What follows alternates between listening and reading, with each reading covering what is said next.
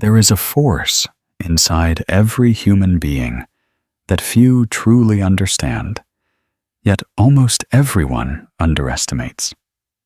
It is subtle, it is silent, and it always hides behind masks. This force is sexual temptation. Carl Jung warned that sexuality is not only about desire, it is about power, shadow, and unconscious control. Temptation is not just the urge to be close to someone. It is the hidden pull of the psyche, the way your own repressed desires manipulate you from the inside. The nature of temptation. Most people think temptation is obvious. A glance, a touch, an attraction. But Jung saw it differently. Temptation is rarely about the person in front of you. It is about what they awaken in you. You are not drawn to them because of who they are, but because of what they represent. A forbidden part of you, a repressed hunger, a shadow that you have buried. And the more you try to deny it, the stronger it grows. Temptation thrives on repression. When you tell yourself, "I should not feel this," the unconscious laughs. Because what you reject consciously returns twice as strong from the shadows. Why it's more than lust. Jung differentiated between simple lust and deeper temptation. Lust is physical, primal, instinctive. But temptation is psychological. It's not about the body. It's about the soul's hunger for wholeness. That is why temptation feels so powerful. It's not just your body wanting. It's your unconscious asking for something you have been ignoring. Sometimes it's validation. Sometimes it's freedom. Sometimes it's rebellion. And sometimes it's simply the longing to feel alive. This is why temptation often comes at the worst possible times, when you are already committed, when you already have stability, when everything looks fun on the surface. Because temptation is not about what is convenient. It is about what the unconscious demands. The shadow in temptation. According to Jung, every temptation hides a shadow. For some, the shadow is loneliness. They chase temptation to avoid emptiness. For others, the shadow is insecurity. They fall into temptation to feel wanted. For others still, it is power. They seek temptation to prove dominance, control, or freedom. The external person is only a symbol.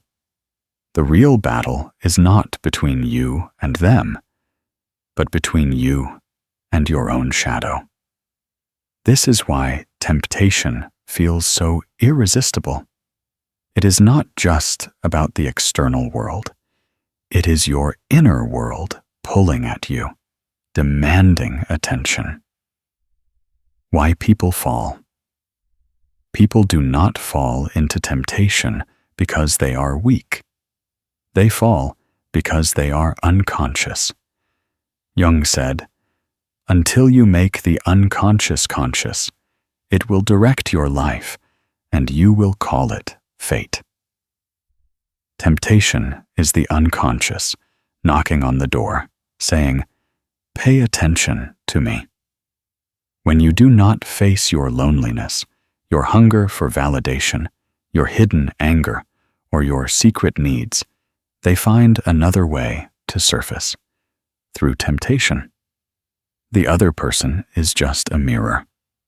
This is why temptation often feels like destiny. It feels as if it was meant to happen. In reality, it was your unconscious finally showing itself. The trap of guilt. What makes temptation even more dangerous is guilt. Most people give in to temptation, then drown in shame. Others resist temptation, but spend their whole life haunted by the thought of what if. Both paths lead to suffering, because guilt never addresses the root. Jung would say that guilt keeps you trapped in a cycle.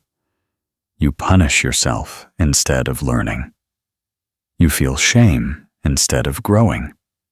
You remain unconscious instead of becoming whole. The truth is, temptation is not a punishment. It is a signal. It is the psyche's way of showing you what you have not yet faced within yourself. The hidden lesson. Jung believed that facing temptation consciously can transform you. If you ask yourself, what does this temptation reveal about me? What shadow in me is asking to be seen? What part of me have I denied for too long? Then temptation becomes a teacher, not a curse. You may discover that what you are really seeking is freedom, or intimacy, or the courage to feel alive.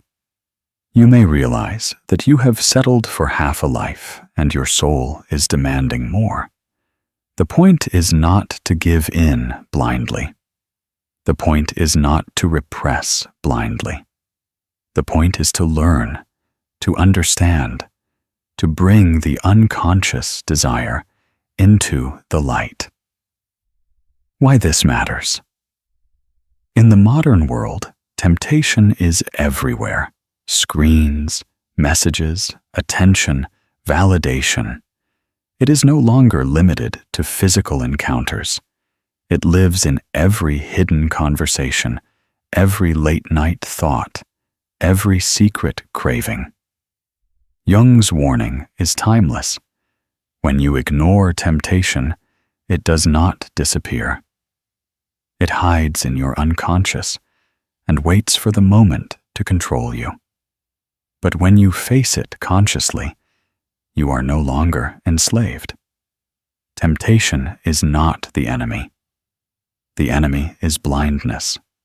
The enemy, when people hear the word temptation, the enemy is pretending. They immediately think you are not human. Resistance.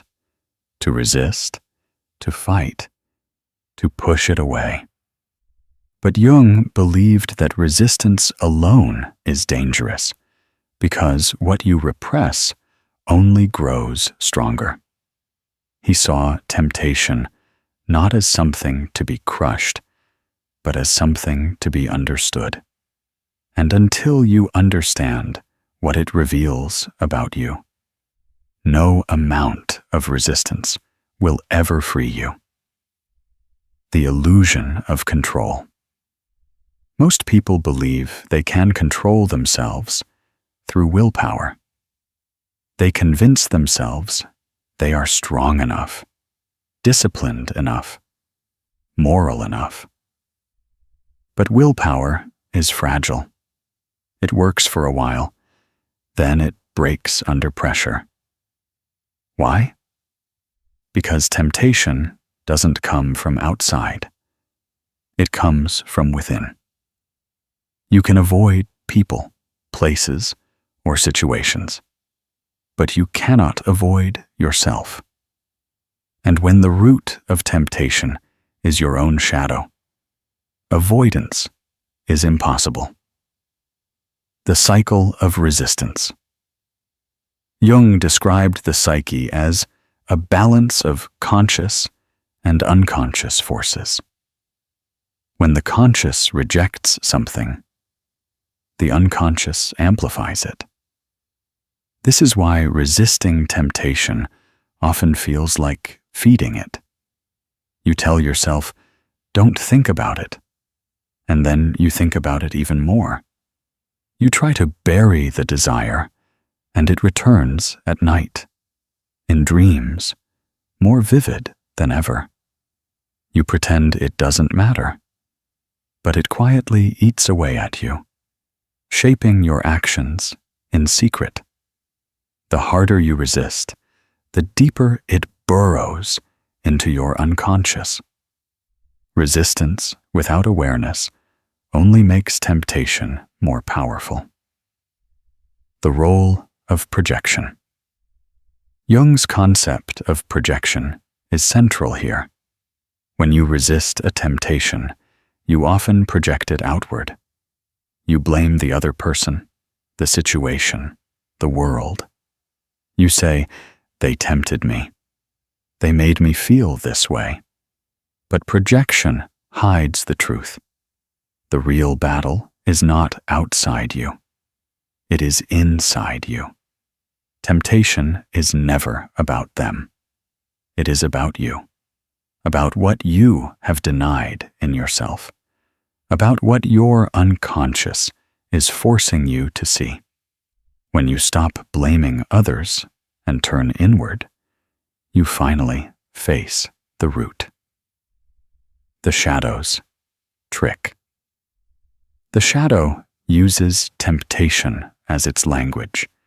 If you repress loneliness, it shows up as temptation for intimacy. If you repress insecurity, it shows up as temptation for validation. If you repress anger, it shows up as temptation for rebellion. Temptation is never random. It is always a message. The shadow dresses up in seductive form because that is the only way it knows how to grab your attention. This is why resisting blindly never works. You are not resisting a person. You are resisting your own shadow. Why guilt makes it worse. After resisting or failing, guilt almost always follows. Guilt feels like morality, but it is actually a trap. When you give in, you feel shame. When you resist, you still feel shame for even wanting it. Guilt keeps you stuck in a loop where no outcome feels like freedom. Jung would argue that guilt blinds you to the lesson. Instead of asking, "What does this temptation reveal about me?" you drown in, "I am bad for feeling this." And so the cycle repeats endlessly. Facing instead of resisting. The only way to break free is to face temptation consciously, to ask what it means instead of only resisting it. For example, a married man tempted by another woman is not only drawn to her, he is drawn to the part of himself that feels unloved, unfree, or unseen. A woman tempted by attention online is not just drawn to the messages. She is drawn to the part of herself that feels invisible in real life. A person tempted by forbidden intimacy is not just chasing desire. They are chasing a part of themselves they have long denied. To face temptation is not to surrender. It is to expose its root. Conscious choice. Jung's great lesson is this: freedom is not the absence of temptation, but the awareness to choose differently. When you face your shadow, you gain freedom. You see the desire for what it is, not as an unstoppable force, but as a signal. And when you see clearly, you are no longer controlled unconsciously. Temptation loses its grip the moment you bring it into the light. The transformation. When resistance fails, awareness transforms. The urge for intimacy becomes a reminder to create true closeness, not illusions. The urge for validation becomes a reminder to strengthen self-worth, not seek it in others. The urge for rebellion becomes a reminder to reclaim your freedom consciously, not destructively. This transformation turns temptation into wisdom. Instead of being trapped by it, you are guided by it. Jung's warning. But Jung warned, this is not easy. Facing temptation requires brutal honesty. It demands that you admit what you really want, even if it scares you. It demands that you stop pretending you are above desire, and instead embrace your humanity. Most people will not do this. They will hide behind morality, behind excuses, behind guilt. And because of this, temptation will rule their lives forever. But for the few who are willing to face it, temptation becomes not a chain, but a key. Carl Jung taught that freedom does not come from denial. It does not come from pretending you are above your desires. It comes from integration, from making the unconscious conscious. For those who live haunted by sexual temptation, this is the only path to true mastery. Why suppression fails. Throughout history, people have tried to conquer temptation through suppression. Religious rules, strict morality, vows of purity, endless self-denial. But Jung warned that what is pushed into the dark does not disappear. It grows teeth. The priest who suppresses his desires often becomes consumed by them. The person who vows to be pure often finds their unconscious bursting with fantasies. The man or woman who pretends temptation does not exist often falls into it harder than anyone else. This is because suppression creates obsession. What you bury in the unconscious returns in dreams, slips of the tongue, reckless decisions, destructive relationships. Suppression does not make you pure. It makes you vulnerable. The power of acknowledgement. The first step toward mastery is acknowledgement. To admit, yes, I am tempted. Yes, I feel this desire. Yes, it is in me. This is not weakness. This is strength. Because the moment you acknowledge it, you are no longer unconscious. You are no longer a slave to what hides in the dark. Jung would say, I would rather be whole than good. Wholeness comes from owning every part of yourself, not from pretending to be flawless. The shadow transformed. Sexual temptation is one of the strongest expressions of the shadow. It is the part of you that wants what you deny. It is the energy you repress coming back as hunger. But when you face it, the shadow transforms.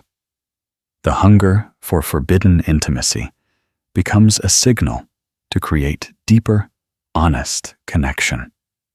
The craving for validation becomes a reminder to build inner worth. The desire to escape becomes an invitation to change the life that suffocates you. The shadow stops being an enemy and becomes a teacher, Every temptation you face is pointing you towards something missing in your conscious life. Temptation as energy. Jung saw sexual energy as raw life force, what he called libido. It is neither good nor bad. It is neutral energy that can destroy when unconscious or create when conscious. This means temptation is not something to kill. It is something to redirect. The artist turns temptation into art. The writer turns temptation into story. The seeker turns temptation into transformation. Every act of creation is, in some way, temptation transmuted into something higher. Integration, not escape. To master temptation, you do not escape it. You integrate it. You learn to say, "This desire is part of me, but it does not control me. This temptation reveals my shadow, but I will face it instead of denying it.